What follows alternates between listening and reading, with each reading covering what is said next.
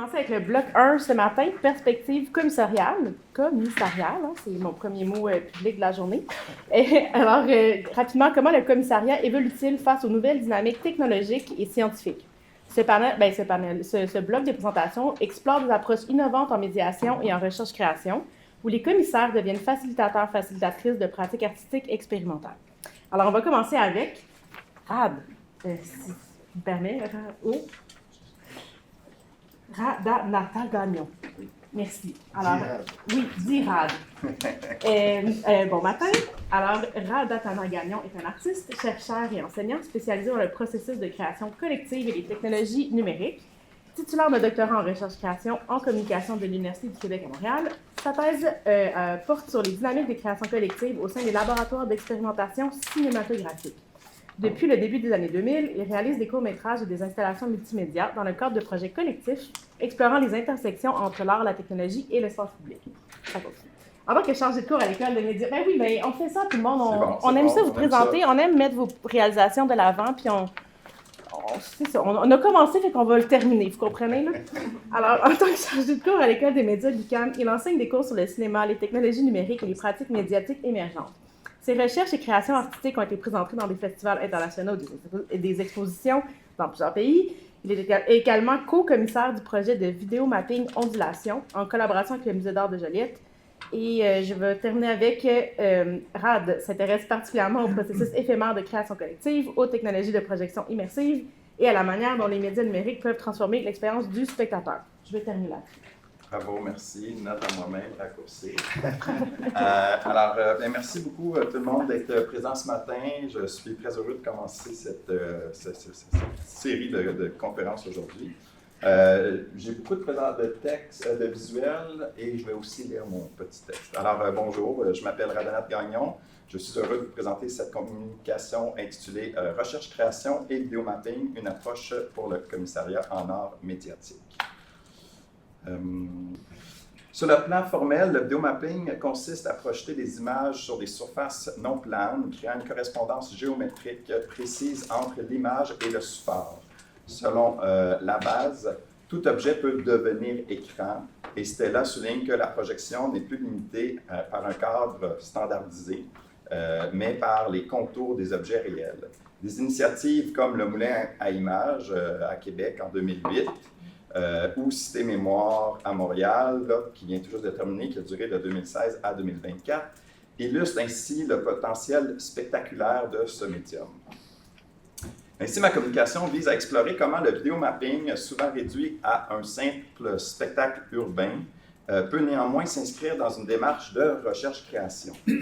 Pourtant, la relation de commande s'est imposée, parfois au détriment d'une démarche de soutien à la création artistique. Et on observe une marchandisation de l'espace public, critiquée ici par Poirier 2021 dans le livre « Montréal fantasmagorique », notamment à propos du quartier des spectacles. L'objet de ma recherche porte sur deux projets de vidéomapping que j'ai menés en collaboration avec le Musée d'art de Joliette, un qui s'appelle Mirage en 2023 et Ondulation 2024. L'objectif étant de permettre à des artistes en art contemporain, issus notamment du réseau muséal et des galeries d'art, de présenter des œuvres médiatiques qui normalement seraient exposées à l'intérieur du musée, mais de les amener à l'extérieur des murs du musée. Pour ma thèse, déposée en 2022, intitulée « Laboratoire d'expérimentation cinématographique, espace de création pour des collectifs éphémères », je me suis vraiment intéressé aux espaces éphémères de création qui ont émergé au sein du mouvement Kino. C'est un mouvement de réalisatrices-réalisateurs dans le début des années 2000. Ces laboratoires sont des espaces de rassemblement, de co-création, où en quelques jours, des dizaines d'artistes collaborent afin de produire des courts-métrages. Pour moi, ce type d'espace de création a toujours été essentiel dans ma propre pratique artistique. L'un des chapitres de ma thèse porte sur la remise en question de la projection des films en salle. Justement, à la fin des processus de laboratoire de création, on présente les œuvres en salle. Et c'est ainsi que j'ai commencé à explorer la possibilité d'un cinéma de rue et d'investir l'espace public. De là est venue la question suivante, est-il possible de créer des productions de vidéomapping en quelques jours? Et en 2018, j'ai déjà pu explorer ce questionnement dans le cadre du Festival de cinéma de la Ville de Québec, C'était ma première expérience qui a été très concluante. Fait qu'on a réuni des artistes, puis on a créé une dizaine d'œuvres de vidéomapping pendant le temps d'un laboratoire. Et bon, j'ai réussi à répéter l'expérience presque à chaque année depuis 2018. En 2022, à l'invitation du directeur du Musée d'art de Joliette, Jean-François Bellil, j'ai piloté le premier projet de vidéomapping avec le musée, qu'on a appelé Mirage. Il s'agissait de réunir des artistes dans un laboratoire intensif de 10 jours, un peu dans la même forme de ce que je viens de parler là, avec le mouvement Kino, afin de concevoir et projeter leur création sur un même bâtiment au centre-ville de Joliette.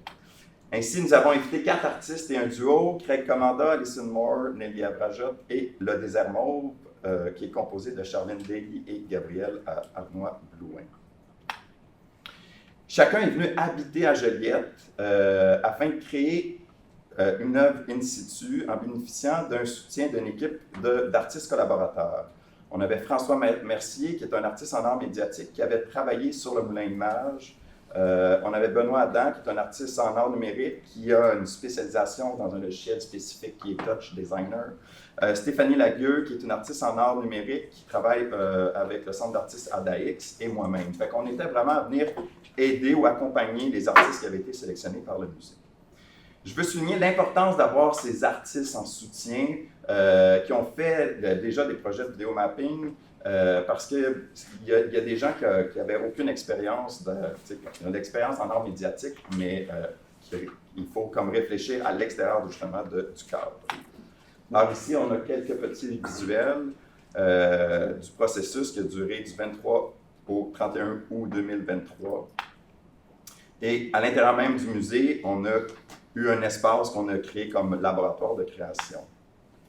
Fait qu'on a présenté ensuite les œuvres devant le public, on ne voit peut-être pas très bien, mais à chaque soir, tout le mois de septembre, les fins de semaine, on avait une présentation qui durait environ 50 minutes. Puis on avait un public d'à peu près 100 personnes qui arrivaient tous les soirs pour venir voir les œuvres de vidéomapping qui avaient été faites. Fait que cette idée-là de sortir l'art médiatique du musée, disons que pour ce projet, ça s'est bien fait.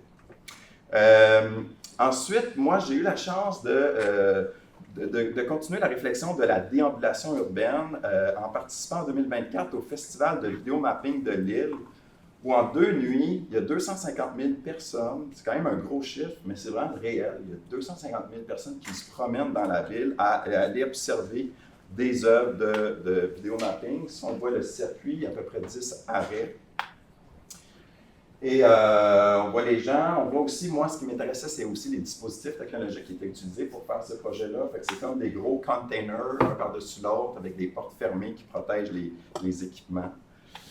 Et cette idée-là de projection et de déambulation. Alors, aussi inspiré par... aussi Mirage n'avait pas permis d'observer... ce que j'ai réalisé en fait avec Mirage, c'est que le processus intensif sur 10 jours, ça ne convenait peut-être pas à tous les artistes. Il y a des artistes qui ont besoin peut-être un peu plus de temps pour... Surtout quand ils ont une esthétique spécifique, certains auraient besoin de plus de temps. Fait que pour Ondulation, je me suis dit, bon, ben, travaillons avec une autre approche, et c'est là que est venue l'idée de travailler avec les cycles heuristiques, et que je salue mon directeur de thèse, Louis-Claude Paquin, qui a travaillé beaucoup à vulgariser et à développer cette approche de création, de recherche-création. Fait que c'était vraiment l'idée d'amener la recherche-création dans un milieu professionnel. En collaboration avec le Musée d'art de Joliette, et le commissariat du projet, Marianne Cloutier, nous avons sélectionné 4 artistes, Mara Eagle, Joanne Baron-Latin, Nathalie Bugeaud, Alexis Gros-Louis, accompagné d'une médiatrice culturelle, Gabrielle Arnois-Blouin, afin de créer une expérience qui rassemblait à cette idée-là de déambulation. Avec la co-commissaire, nous avons également rédigé un texte sur le vidéomapping pour parler des enjeux, l'importance de l'espace public, la manière dont la recherche-création serait mobilisée dans ce projet. Et c'est un peu là ce qu'on a vu, qu'on a adapté. Alors, fait qu'on a fonctionné avec 3 cycles de création à 3 moments différents, espacés d'1 mois. Et à chacun des cycles, on demandait aux artistes de toujours se mettre dans une perspective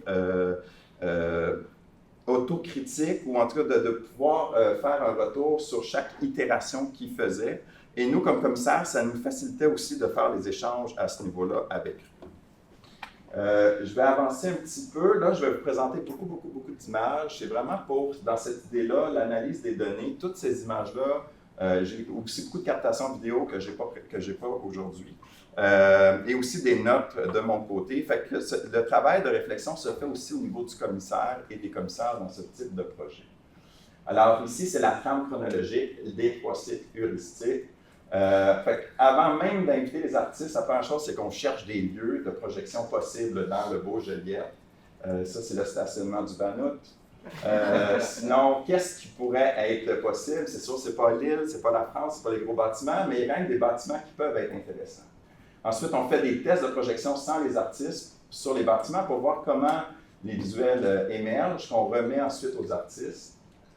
Et on les a fait venir la première fois fin juin. Et avec eux, c'est comme on est vraiment en mode, on travaille ensemble. Et les artistes sélectionnaient la surface qu'ils voulaient travailler avec. Un mois plus tard, on a fait un deuxième cycle heuristique. Là, les artistes arrivaient avec des visuels qu'on allait tester maintenant sur les surfaces sélectionnées. Et les artistes avaient aussi justement choisi ces surfaces. On a un artiste, Alexis Gros-Louis, qui est plus un artiste sculpteur qui s'est construit une forme sur laquelle on fait la projection. Et nous, on fonctionne de manière assez agile et mobile. Fait qu'on a construit des chariots. On avait 4 chariots mobiles pour se promener dans la ville pour faire les projections. Et le dernier cycle a duré une semaine. Fait qu'on avait des cycles de 3 jours, étalés sur un mois chacun. Et la dernière semaine, avec les artistes, on a finalisé les œuvres. Et à la fin, ça, c'est, disons, l'équipe des artistes collaborateurs et des artistes créateurs. Et ensuite, il y avait une diffusion tout le mois de septembre aussi à Joliette, avec en moyenne 200 à 300 spectateurs, spectatrices qui venaient assister. Ça, c'était l'équipe de diffusion responsable de placer les chariots. Je termine.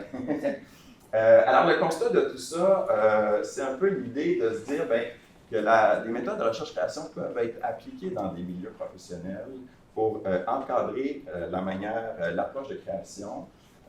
Pour moi, les cycles heuristiques ont été importants pour justement créer ce cadre, comment on va co-construire les œuvres ensemble, même si chaque artiste signait son œuvre. Ce n'est pas une création collective, c'est Alexis Gros-Louis, c'est son œuvre, c'est sa signature, mais nous, comme accompagnants, comme commissaires du projet, on venait donner un appui. Et cette posture aussi réflexive, se mettre dans la posture avec les artistes, de toujours poser la question qu'est-ce que je suis en train d'appliquer sur la surface et réfléchir avec eux. Alors, ça crée justement un espace de dialogue entre artistes et commissaires. Alors, petit retour, Mirage intensif 10 jours, inspiré des laboratoires de création du mouvement Kino. Tandis que Ondulation, on était plus dans cette idée-là de cycle heuristique avec un peu plus de temps. Le défi, c'était de faire venir les artistes à Joliette à 3 reprises différentes là, sur une période de quelques mois. C'était quand même un enjeu. On avait un artiste à Toronto, un de Québec. Tandis que l'idée du intensif sur 10 jours, ça répond un peu à ça. Et pour la suite, moi, je vais continuer à explorer. J'aime beaucoup cette forme, en fait, la forme de création dans des laboratoires avec les artistes. Fait que je commence prochainement un doctorat à l'Université de Montréal pour continuer à réfléchir le lien commissariat, musée et création dans l'idée de sortir les œuvres du musée et qui était un peu dans cette idée-là aussi de sortir le cinéma de la salle, essayer de rejoindre les gens dans la rue et qui nous permettait, quand on est dans la rue, ce qui est bien aussi avec les artistes, c'est qu'on a des commissaires de rue, c'est-à-dire des passants qui arrivent, qui arrêtent et qui font des commentaires directement à l'artiste sur l'œuvre qui est en train d'être explorée. Ça, moi, je trouve ça très fort, cette rencontre-là directement avec les gens qui se promènent. Sur ce, merci beaucoup.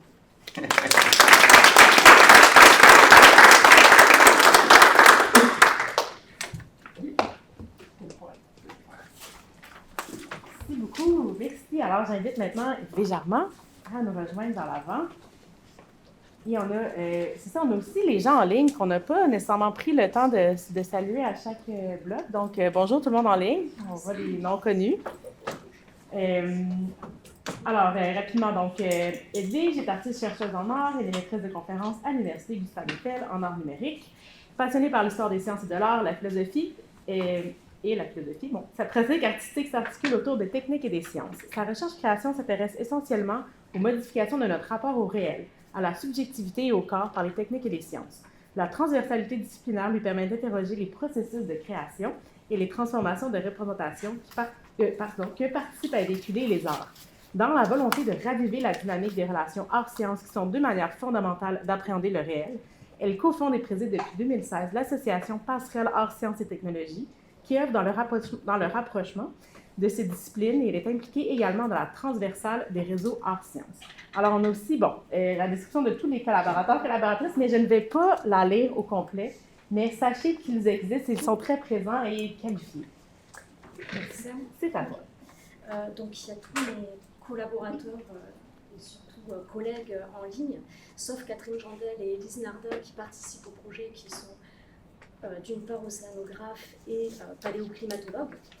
Et donc, on va vous présenter un travail à plusieurs voix qui a duré 4 ans, un travail pluridisciplinaire donc, et qui part d'une expérience en fait assez primale, qui est celle tout simplement de respirer. Comment l'air que nous respirons et qui n'a que 16 millions d'années,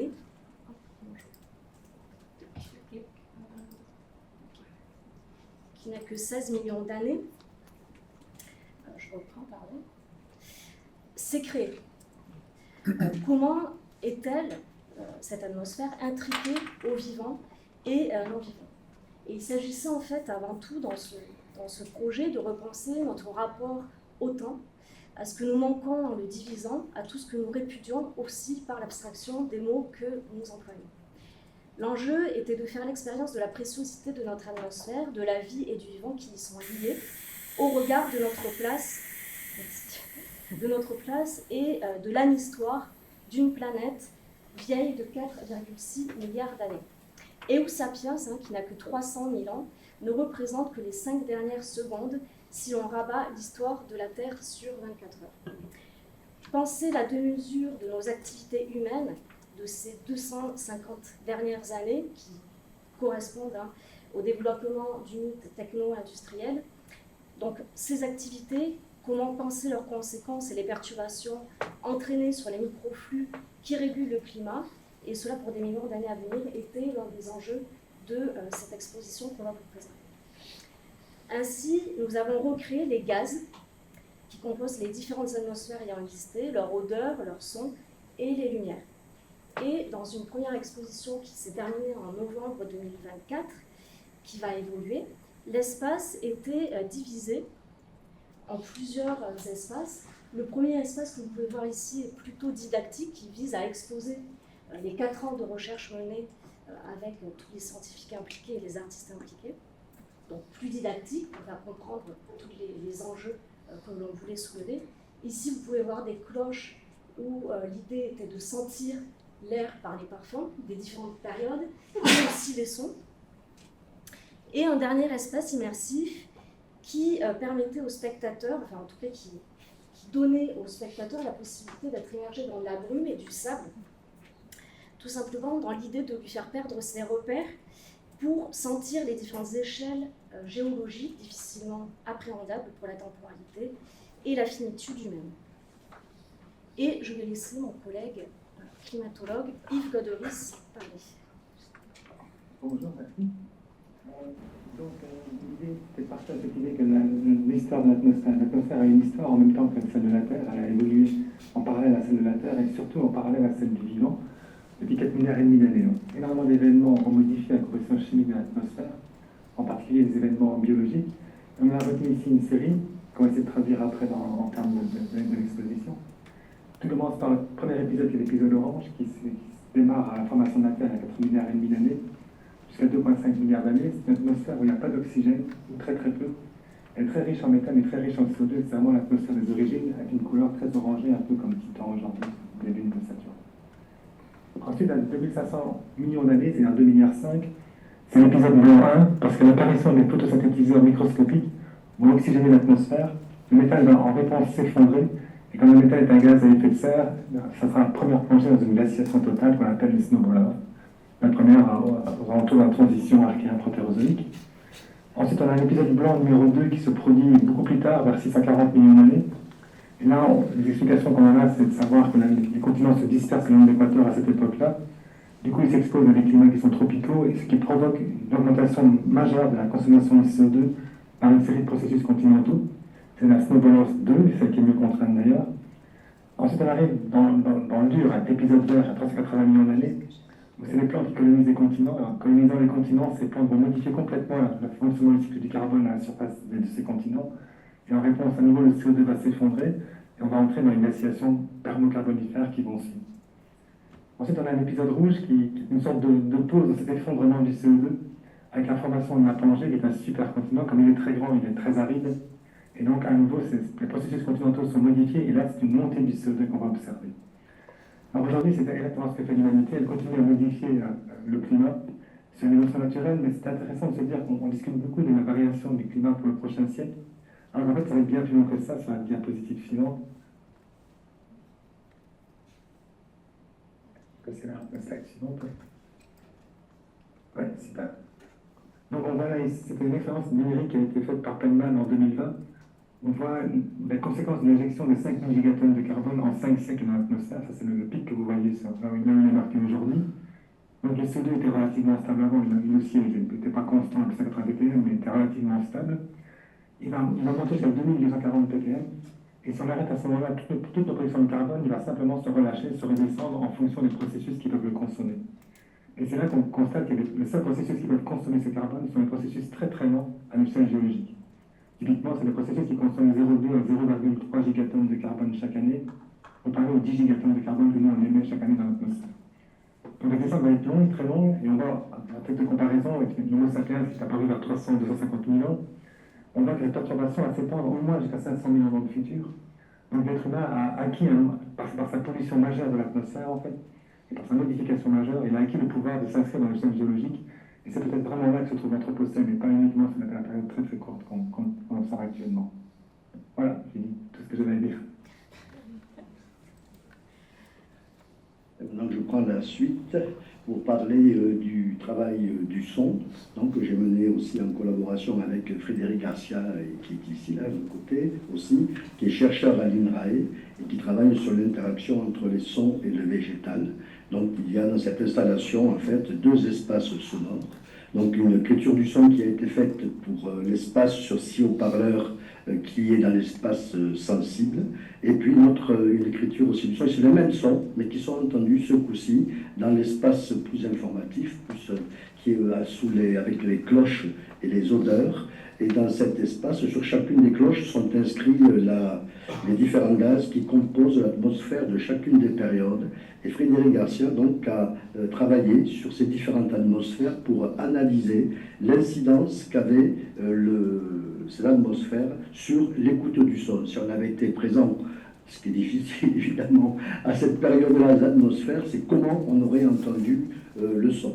Donc je vous propose, on a choisi de prendre l'exemple de l'ère, la période froide, de l'ère protérozoïque, et donc d'écouter un extrait très très court, vu qu'on n'a pas beaucoup de temps, donc qui permet d'entendre la réalisation sonore qui est composée en fait de sons naturels de glace qui se fissurent, qui sont transposés ou colligués, qui sont réorganisés, avec un tuilage de vent synthétique qui est fait au synthétiseur, donc qui descend en permanence au niveau de la hauteur comme une grande glissade en quelque sorte, et puis on entend aussi une masse chorale lointaine qui est en fait issue de sons qui ont été enregistrés pour la période d'aujourd'hui, comme une espèce de prémisse du futur aujourd'hui à venir par rapport à cette période. Donc je vous propose d'écouter le son si on l'écoutait dans l'atmosphère d'aujourd'hui dans une première écoute. Donc si on peut écouter le premier son,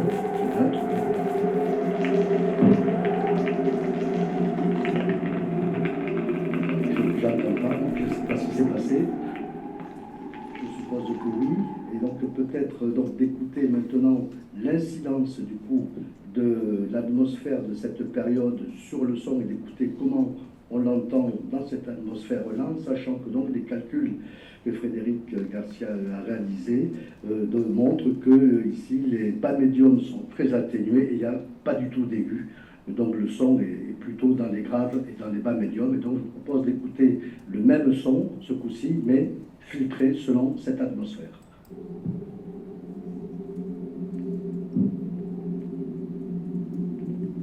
Voilà, très très court.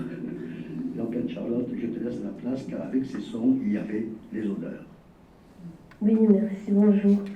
Donc, toutes les résidences en fait, de recherche et de création ont été déterminantes pour développer les éléments olfactifs du projet. Et comme pour les compositions sonores, nous sommes partis en fait, des données partagées par les chercheurs.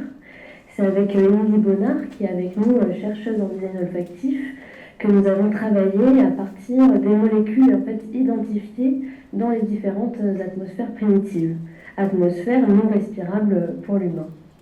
À partir de là, en fait, nous avons imaginé les effets sensoriels que ces compositions gazeuses auraient pu produire sur le corps.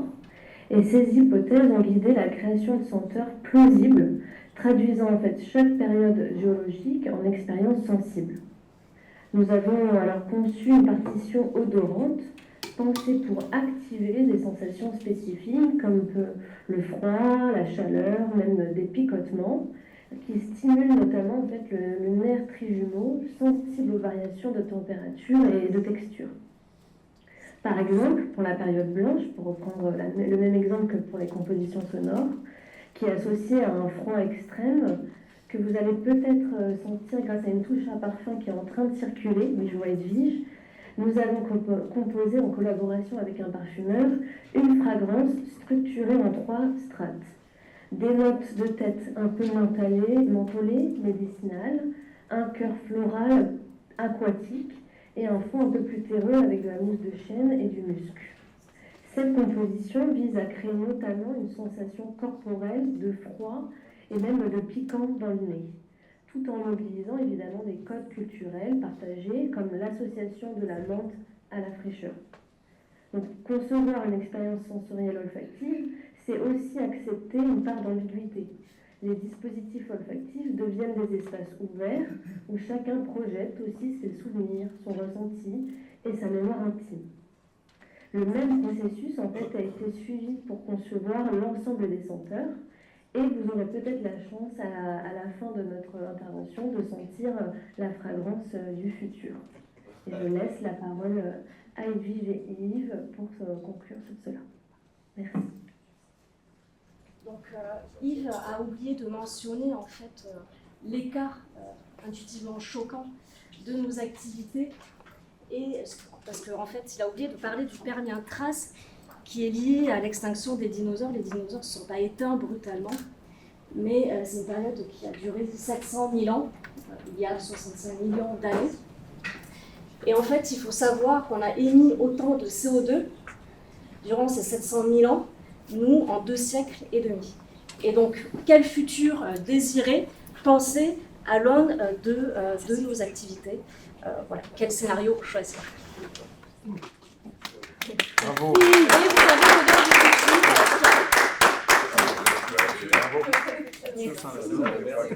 Alors, dans la salle, on sent les odeurs. Merci. On va poursuivre. Je remercie tout le monde et je vais quand même nommer, je suis absolument désolée d'avoir omis de nommer les participantes qui sont en ligne, qui sont très précieux pour nous. Donc, Anne-Charlotte Boutquin, merci beaucoup, doctorante et designer sensorielle. On avait Thierry Bèche, créateur sonore, compositeur et formateur et beaucoup d'autres choses. Il y a aussi Émilie Bonnard qui avait été mentionnée, qui est là ici avec nous, on la voit ici dans l'écran. Bonjour.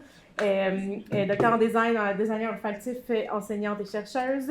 Et puis Frédéric Garcia, directeur de recherche à l'INRAE et chercheur en intelligence artificielle. Allô tout le monde, merci d'avoir été avec nous. Et donc, on va aussi garder en tête les personnes en ligne pour la période de questions, n'est-ce pas? Donc, voilà. On y pense bien. OK. Alors, je vais inviter Philippe à se joindre à nous à l'avant et on va vous dire à très bientôt. Je vais vous présenter Philippe, qui est notre prochain conférencier. Donc, Philippe est professeur au département de français au Collège de Naboth. Il a été chercheur postdoctoral à l'UQAM à l'École des médias. Il a réalisé sa thèse en co-tutelle entre l'Université de Montréal et l'Université Paris 3 Sorbonne Nouvelle. Ses recherches portent principalement sur l'intermédialité dans la dynamique de la recherche-création artistique et sur les nouvelles technologies sur la scène de l'extrême contemporain. Il s'intéresse également à un certain nombre de théories récentes, telles que le tels que le post-humanisme, les nouveaux matérialismes et l'intelligence artificielle. Il est membre collaborateur du Centre de recherche interuniversitaire sur la littérature et la culture au Québec. C'est à toi, Philippe. Merci Gabriel pour cette introduction. Venant moi-même du champ des études théâtrales, je précise tout de suite, je ne suis pas praticien, donc je vais m'appuyer sur un spectacle, peut-être le spectacle le plus radical qu'on a actuellement sur la scène internationale. Et puis, dans un deuxième temps de ma présentation, je vais revenir sur le concept de l'excommunication d'après Galloway. N'ayez pas peur, l'excommunication dont je vais vous parler n'a rien à voir avec la religion, donc on est purement dans les études intermédiaires. Au cours des quelques dernières décennies, un nombre grandissant de créateurs scéniques, que l'on peut dissocier de la position plus traditionnelle du metteur en scène, se démarque par la façon ostensible d'explorer les technologies les plus sophistiquées qui radicalisent les rapports entre la représentation, la performativité, le son et l'image. Sans craindre à s'exposer au rejet du public habitué à des œuvres théâtrales plus conventionnelles, ils assument ce risque en montant des spectacles et des installations impliquant des machines complexes, des environnements médiatiques et des atmosphères immersives. Toutes ces composantes esthétiques visent, d'une façon ou d'une autre, à se substituer à la présence de la comédienne ou du comédien sur le plateau. Les créateurs scéniques rejettent désormais l'idée selon laquelle le théâtre devrait être ce lieu où l'être humain devrait paraître à nu dans son corps, dans sa parole. Ils embrassent à la place le dernier développement technoscientifique tel que l'effet de prothèse, l'intelligence artificielle ou la simulation numérique afin de générer une réalité scénique que l'on peut décrire à minima, comme porteuse d'une trace d'une présence fragmentée, distante, lointaine. Et c'est précisément cette question de la présence vivante dans les arts du spectacle qui est au cœur de nombreux débats depuis un certain temps au sein de la communauté universitaire. Le Sacre du Printemps est un spectacle qui implique les machines, les humains, les animaux dans une chorégraphie anthropotechnique authentique. Librement inspirée par le ballet de Stravinsky, la pièce a été présentée à Paris dans le cadre du Festival d'automne. Le ballet de Stravinsky de 1913 fait écho à une jeune russe retraçant le sacrifice d'une jeune fille. Dans la vision castelluccienne de ce ballet, les machines sont substituées aux danseuses. Or, le dispositif scénique comporte 40 machines et robots accrochés au centre, pilotés par un ordinateur. Le spectacle dure une trentaine de minutes avec des variations étonnantes en même temps qu'elles sont parallèlement aléatoires. Au début du spectacle, le système computationnel complexe fait clignoter les lumières rouges des robots avant que ne se déchaîne la musique de Stravinsky. Ensuite, les machines se mettent en mouvement, parfaitement synchronisées au rythme du ballet. Puis les machines, qui ne sont en fait que différentes sortes de pulvérisateurs, de mini-bétonnières et d'épandeurs, commencent à pulser de la poudre blanche vers le rideau transparent, séparant le plateau et le public. Tous ensemble, en une harmonie technoscientifique, les cendres se dispersent en nuages qui capturent le regard des spectateurs partout sur la scène. Les mouvements des machines sont gracieux et évoquent une danse sacrale. L'absence de comédiens vivants sur scène établit un rapport particulier entre la scène et la salle, et ce, tandis que le dispositif sonore crée une atmosphère solennelle. Une fois le dernier jet lancé, le rideau transparent tombe et le texte est projeté sur scène. Ce faisant, le spectateur apprend que la poussière blanche était de la cendre d'os, issue de 75 bovins utilisés pour ce spectacle. Ensuite, le texte détaille les procédés de production dans les abattoirs ainsi que le contenu chimique des os d'animaux. Les projections sont suivies par un bruit assourdissant. Le spectacle se termine dans un silence frissonnant où le spectateur éprouve alors le sentiment de culpabilité qui se dissout dans le silence. Ce spectacle induit un rapport très particulier avec le spectateur que l'on peut caractériser comme le principe de la synergie temporelle. Le sens de cette notion correspond à la fusion de temps divergents. Ce principe présuppose que le temps, malgré une forte opposition, sont synchrones et capables d'interagir les uns avec les autres. D'une part, ce spectacle se base sur la mythologie slave pré-chrétienne. Il s'inspire d'un rituel disparu vieux d'environ 10 siècles. D'autre part, le spectacle met en scène la technologie actuellement la plus avancée dans le domaine théâtral. Aussi, on peut se poser une question tout à fait simple. Comment se fait-il que ces deux éléments se trouvant aux antipodes sur le plan de la temporalité puissent produire une action scénique commune, et ce, sous l'une des formes artistiques les plus exigeantes, à savoir le ballet? Une dizaine de siècles séparent la danse sacrale des os morts et la machine science-fictionnelle. Castellucci parvient apparemment à les faire si bien dialoguer que le spectateur ne ressent aucune tension entre les deux temporalités pendant le spectacle. Le Sacre du Printemps est donc un accident, un court-circuit, une création née d'un choc puissant entre deux temporalités. Le deuxième principe qu'on peut isoler, le principe de la transfiguration de la matière. Les cendres blanches, la poussière, le brouillard, la vapeur sont dans ce spectacle transposés à un tel niveau qu'ils deviennent les acteurs du spectacle. Les ballerines dans cette version du Sacre ne sont rien d'autre que la matière animale et technologique médiatisée sous différentes formes, expressions, stratégies et énergies. Par cela, il faut entendre un contexte scénique très particulier dans lequel la matière, technique, musicale, plastique, etc., élabore son propre spectaculaire. À l'exception de la machine, aucune autre entité ne développe de trajectoire dramaturgique dans le Sacre du Printemps. Déplaçant cette analyse à un autre terrain, on peut constater que ce spectacle est emblématique d'une fusion entre les arts et les sciences qui fait écho à la théorisation actuelle de la recherche-création. Celle-ci est souvent perçue comme un dialogue, une rencontre inattendue entre deux domaines distincts, mais au-delà de la dichotomie habituelle entre les domaines opposants, le spectacle castelluccien propose d'examiner la recherche-création comme une entité à part entière. Ainsi, elle se déploie comme un espace singulier, un territoire appelant une troisième sphère, un espace distinct où la pensée et la pratique se fondent afin de redéfinir les frontières du savoir et de la création. Ce déplacement épistémologique engage l'imaginaire comme vecteur de connaissance. Le spectacle devient aussi un acte de pensée en acte, où les concepts ne sont pas illustrés mais vécus, incarnés par des formes, des rythmes, des présences dans un espace singulier, dans une troisième sphère qui gravite entre la première, celle de la recherche scientifique, et la deuxième, celle de la création humaine. Dans un ultime mouvement de ma présentation, je vais rapidement revenir sur le concept de l'excommunication, théorisé dans le livre du chercheur américain Alexander Galloway. Ce que Galloway cherche à comprendre à l'aide du principe d'excommunication, c'est surtout comment certains médias produisent un nouvel agrégat du langage qui n'a pas la même segmentation énonciative que l'articulation du modèle de communication verbale. Dans cette perspective, Galloway revendique d'autres modalités langagières à l'intérieur de l'architecture médiatique. Pour ce faire, il déplace l'objet d'analyse vers les énoncés communicatifs qui oscillent dans une zone aussi instable que le paradigme intermédiaire. Plus précisément, Galloway s'interroge notamment sur la nature de la structure médiodiscoursive lorsqu'on prononce des phrases telles que « je préfère ne pas en parler »,« il n'existe pas de mots pour exprimer cela »,« il ne faut pas parler de certaines choses », etc. Dans le même ordre d'idées, il se demande quel effet produit par le silence et la typologie apodictique qu'il induit. Le chercheur défend la thèse que cette autre sorte de communication est en fait ex-communicationnelle. Pour compléter sa théorie, Galloway se réfère également à la mythologie grecque pour formuler trois postulats de l'excommunication. Il analyse trois mythes différents, celui d'Hermès, celui d'Iris et celui de Furie. Les trois postulats associés sont les suivants, l'herméneutique, l'iridescence et les furies. Galloway soutient que dans la médiation herméneutique, il n'y a jamais simplement une relation directe avec la vérité, il y a toujours une confrontation avec la vérité. Galloway suggère que tout comme Hermès voyage constamment au pays inconnu, l'herméneutique suppose que l'œuvre d'art elle-même est un pays étranger qui doit être exploré et appréhendé. Quant à la deuxième modalité médiatique que décrit Galloway dans son ouvrage, il s'incarne dans la mythologie d'Iris.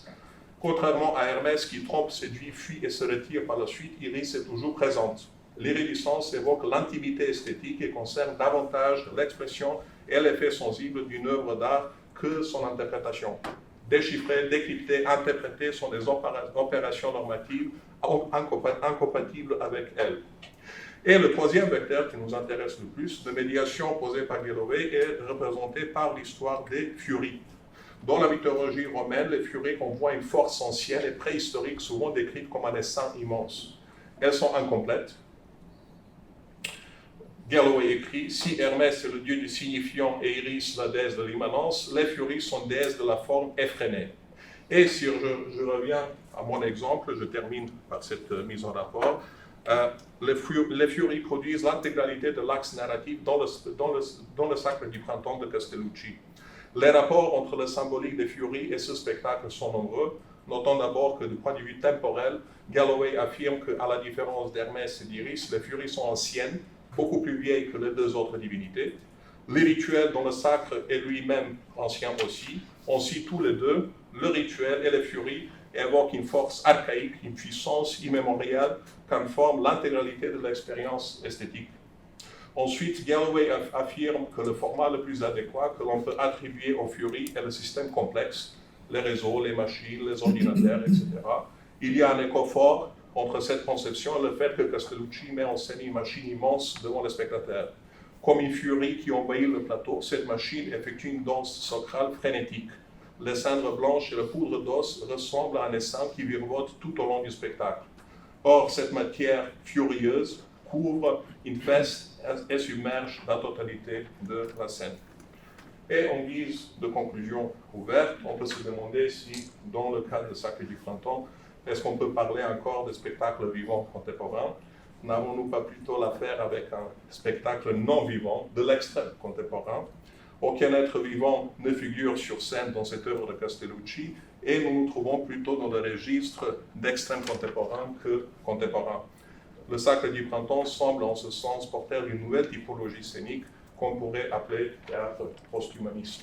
Je vous remercie beaucoup pour votre attention.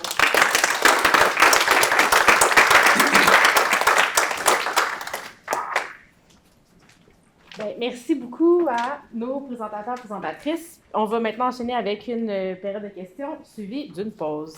Moi, j'aurais d'abord une question pour l'assistance. Comment vous avez trouvé l'odeur? Comment vous avez réagi à...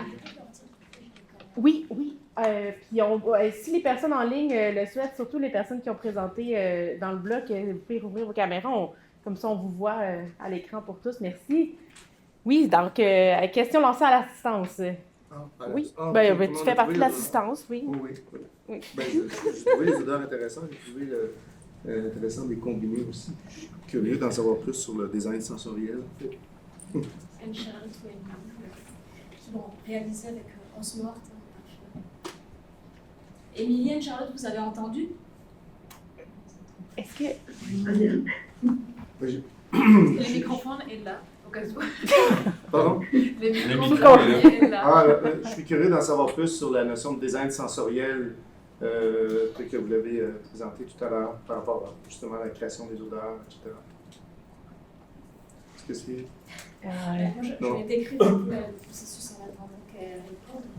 En gros, il y a eu toutes les données de Ilko de Ries et des Nardin, tout en narratif ici, décrivant les périodes. Et Anne-Charlotte et Émilie, en fait, se sont basés sur ces narratifs-là pour élaborer les sensations. Par exemple, la période du snowball blanche, tout est glacé, mais elles se sont servies de ces notions de glacé et de silence aussi intense pour élaborer cette sensation de froid, mais peut-être qu'elles sont en ligne et qu'elles entendent cette fois-ci, je ne sais pas. Idem pour la période rouge, en fait, la période de Paris. Vous entendez Anne-Charlotte et Émilie? Oui, Ah, moi je vous entends, mais je ne sais pas si Émilie est là. Oui, j'entends, mais j'entends comme si c'était très loin. Quoi. Vous avez entendu la question, est-ce que vous pouvez décrire comment vous êtes prise? J'ai pas entendu la fin de la question. Comment je te laisse la parole, Émilie, comme moi j'ai présenté. Comment les étapes en fait, du processus, comment on s'est prise pour créer les différentes fragrances que nous avons présentées dans l'atmosphère primaire. Oui, tu as la parole, Cassie. Ah, c'est quelque chose d'assez long finalement à expliquer si tu as une réponse courte. Donc, comme vous l'avez vu, en fait, quand on a présenté sur les slides, il y avait un gros tableau très coloré. Et en fait, on a recueilli tous les éléments. En fait, suite à des discussions avec les différents chercheurs, scientifiques d'URSS notamment, nous avons récolté les différents molécules, effets sensoriels qu'il y avait lors de ces différentes atmosphères qu'on a sélectionnées en termes d'effets sensoriels. Parce que comme c'était des atmosphères irrespirables pour l'être humain, il nous fallait créer des fragrances respirables. Ça, c'était notre premier combat, on va dire notre premier combat pour réaliser ces fragrances. Comment traduire des senteurs qu'on ne peut pas respirer et des gaz toxiques, comment les faire ressentir et les faire sentir. Donc c'est pour ça que nous sommes partis sur des effets sensoriels et sur les différentes données des chercheurs. Donc par exemple pour l'atmosphère blanche, c'était vraiment, on voulait recréer cet effet de froid extrême et de la glace qui craque, comme au niveau sonore, comme a pu présenter Thierry. Et donc, quels sont les éléments qui font qu'on puisse ressentir ce froid jusque même à l'intérieur de notre nez? Et le menthol fonctionne très bien pour ça. Lorsqu'on mâche un chewing-gum, on a cet effet de froid lorsqu'on respire, donc rien que dans la bouche, dans le nez. Donc ça, c'était un premier élément de réponse. Et comme je disais dans la présentation, c'est quand même un élément culturel, la menthe ou le menthol. Donc il fallait quand même qu'on s'en détache et qu'on n'ait pas l'impression d'être dans un spa ou qu'on rattache à d'autres univers, souvenirs du menthol. Et c'est pour ça qu'on a travaillé avec un parfumeur pour casser le côté brut des odeurs qui pouvait être donc cette idée de menthol ou cette idée d'eucalyptus qui donne aussi ce côté très froid quand on respire. Il y a le côté un peu citronné qu'on a rajouté dans cette fragrance pour emmener un peu de piquant et pour casser l'effet mentholé et menthe fraîche. Mais on est parti en fait vraiment de toutes ces données et la manière et notre grand challenge, c'était vraiment de les traduire en termes d'effets. Donc on a passé notre temps à respirer et à dire qu'est-ce que ça fait à notre corps de sentir telle odeur, même si cette odeur-là n'existait pas pendant cette période. Je ne sais pas si tu veux rajouter un petit truc, Émilie, en faisant vite. Non, tu as été très complète, c'est bon. J'ai été assez complète. Merci beaucoup Anne-Charlotte et Émilie. D'autres questions ou commentaires? On voit, oui? J'ai une question pour Philippe. Je ne sais pas si tu connais ou si ça pourrait être intéressant de comparer la version de Castelnucci avec celle que Martine Époque et Denis Poulain ont fait du Sac du Printemps, qui est une danse de particules, où là aussi, il n'y a plus aucun humain sur scène. Donc, c'est un vidéo court-métrage disponible sur le site de l'ONF qui s'appelle Coda, si tu l'as déjà vu. Ça m'intéresse beaucoup, je ne connais pas, merci, je vais vérifier. Chaque fois qu'il y a eu une représentation du sac, c'est un scandale pur. Dans la version de 1913, les gens sortaient du théâtre, c'était considéré comme atroce. Puis la version castelluccienne également, c'était vraiment un scandale. Les gens sortaient également de la représentation. Donc j'imagine qu'il y a un côté aussi politique et social qui s'est développé là aussi. Mais je vais vérifier. Merci beaucoup. Il y avait d'abord, je respecte le tour de parole. Oui. J'ai une question pour Philippe. Tu disais que c'est un spectacle non vivant, mais tu ne considères pas le public dans ça, ça veut dire le public dans un spectacle. Je pense que c'est ma question. Oui. Le public, quand même, le fait qu'on va au théâtre, on ne va pas juste voir des gens sur scène, mais on va voir aussi on veut le vivre avec des gens dans la salle. Donc, est-ce qu'il y a quelque chose d'intermédiaire entre le spectacle totalement non vivant et puis. C'est en circulation plus en France qu'ici, on appelle ça c'est un terme qui est en circulation, dramaturgie du spectateur.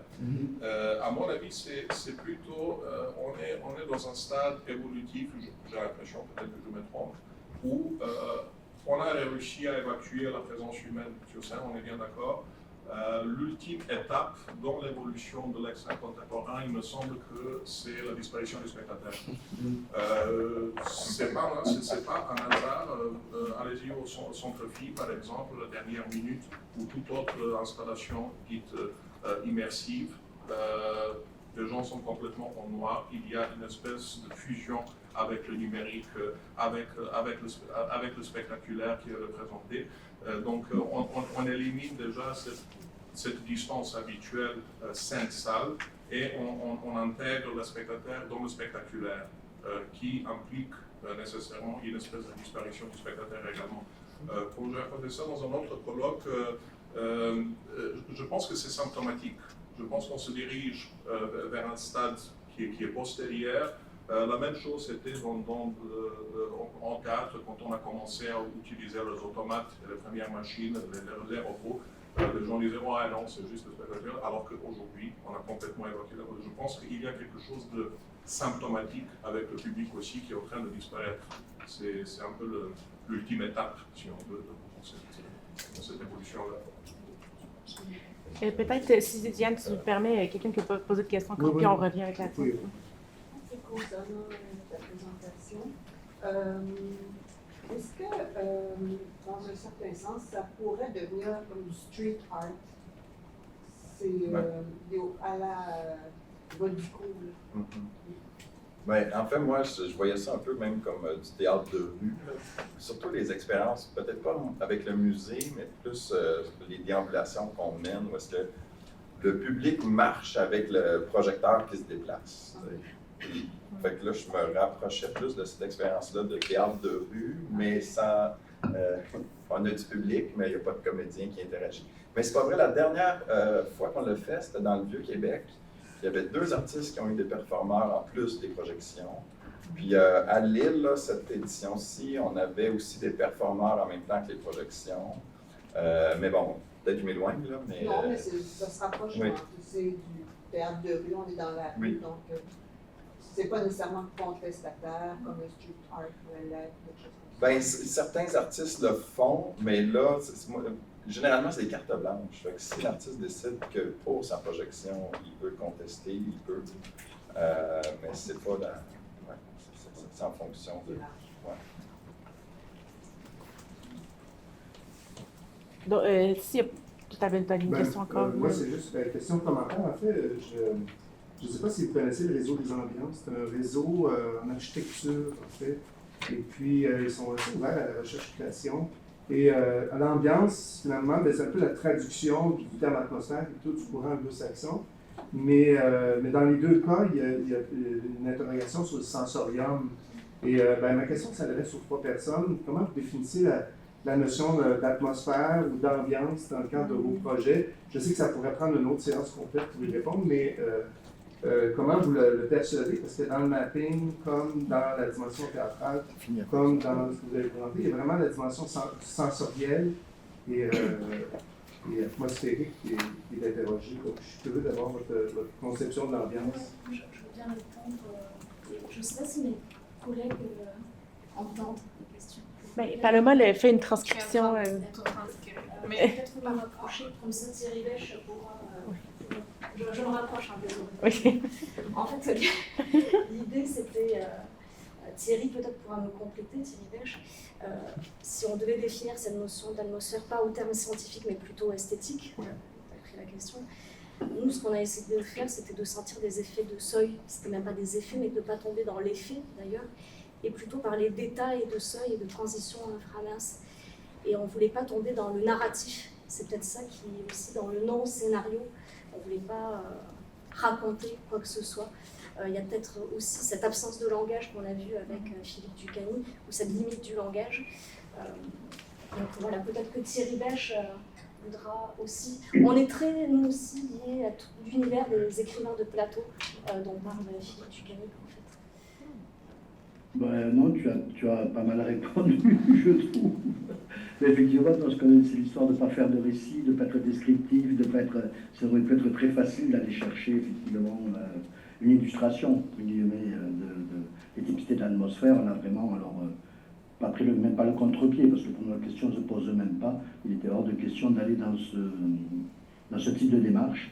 Et donc effectivement du coup plutôt de réfléchir à la notion de perceptive, à la notion du coup des états, quel état créer pour se mettre dans des postures plutôt de perception sensible, quoi. Ce qui est effectivement un peu subtil. C'est pour ça qu'en particulier au niveau du son, je ne travaille pas avec des sons réalistes directement, même si je peux prendre des sons réalistes qui sont en fait, dont on reconnaît quelque part les caractéristiques, et que je déplace complètement, et que je prolonge aussi par le son électronique qui reprend les caractéristiques et en prolonge les sensations, justement. Est-ce que des caractéristiques qui ne sont pas forcément nommables, qui sont perceptibles presque physiquement. Donc c'est plutôt ça que l'on a cherché, et dans une complicité aussi évidemment avec l'interaction ou les interférences, peut-être plutôt d'ailleurs, avec les odeurs, mais aussi la lumière, la brume et la fumée, et le sable qu'évoquait Edwige. On ne sait pas le sable, comme Castellucci avait les eaux qui tombent du haut du théâtre. C'est un sable qui est de silice, qui est au sol, et sur un sol aussi qui était mou, et puisqu'il y a de la fumée et de la brume aussi, donc le public dans l'espace sensible ne voit pas ses pieds, hein, on voit jusqu'au genou à peu près, et donc il y a effectivement cet ensemble d'ingrédients dont l'objectif était de se mettre dans un état atmosphérique et si possible de passer par différents états perceptifs du coup pour avoir cette sensation de traverser comme ça ces quelques millions d'années qui est le propos d'atmosphère primale. Merci beaucoup en ligne. Est-ce que les deux autres participants veulent répondre rapidement, puis on va terminer avec ça, si vous me permettez? Oui, rapidement, c'est clair que la projection, c'est cette réflexion-là aussi de la transformation des espaces qui réfléchit à l'atmosphère que ça crée. Puis Alexis Gros-Louis, l'artiste qui a fait une structure, lui, il projetait sur les arbres. Fait que quand on parle de mapping, oui, il y a la forme, mais des fois, on la détruit, la forme, on n'en veut pas de forme, on veut juste créer un nouvel environnement complètement... puis pour les gens qui habitent ces zones-là, ça les bouscule énormément de voir, par exemple, une mini-forêt au milieu du centre-ville avec la projection un peu partout. Fait que cette idée-là de l'atmosphère, c'est clair qu'il est présent. Très rapidement, moi je suis tout à fait d'accord, Yann, avec toi qu'on voit aujourd'hui qu'en quelque sorte les ambiances, les atmosphères s'absolutisent, surtout dans le registre de l'extrême contemporain, mais ça touche également ce que Jean il a évoqué, la question du public aussi. Le public n'est plus invité, c'est pour ça que j'ai mentionné l'herméneutique d'Alfred Galloway. Le public, les spectateurs ne sont plus invités à décrypter, de chercher activement un sens à travers le langage. Il n'y a pas de parole, il n'y a pas de l'articulation du langage. On est vraiment dans les atmosphères et dans les ambiances. Et en fait, le spectateur est plutôt invité à vivre une expérience tout de suite, plutôt que d'aller chercher le sens et d'interpréter le sens d'une œuvre d'art. Donc, en quelque sorte, cette expérience des atmosphères s'absolutise dans cette typologie-là. Après, qu'est-ce que l'expérience? On en parlera avec du café. Bon. C'est des questions qui étaient entre parenthèses. Ouais. Je pense à ces questions par rapport au sensible sur ce que vous venez de dire. Déjà en 1948, avec Antonin Artaud, sur le théâtre de la cruauté, c'était déjà des questions qui étaient posées, des expériences qui étaient réalisées. Ce premier théâtre immersif, ça a été fait en 1948 par Antonin Artaud dans la pièce des Sensi. Il y avait déjà ces questionnements, il y avait déjà aussi ces postures. Donc je sais, voilà, je dis ça. Et du coup, je me demande même chez Castellucci si l'aboutissement que vous évoquiez de l'absence, enfin, finalement, c'est le dernier bout de la suite, c'est l'absence totale de spectateurs, mais c'est peut-être aussi une manière aussi nécessaire de passer par là pour que les spectateurs se réapproprient aussi une manière sensible au théâtre en particulier. Donc je ne sais pas, c'est un sujet très intéressant, je trouve, je pense qu'il a des racines postérieures, bien postérieures en fait.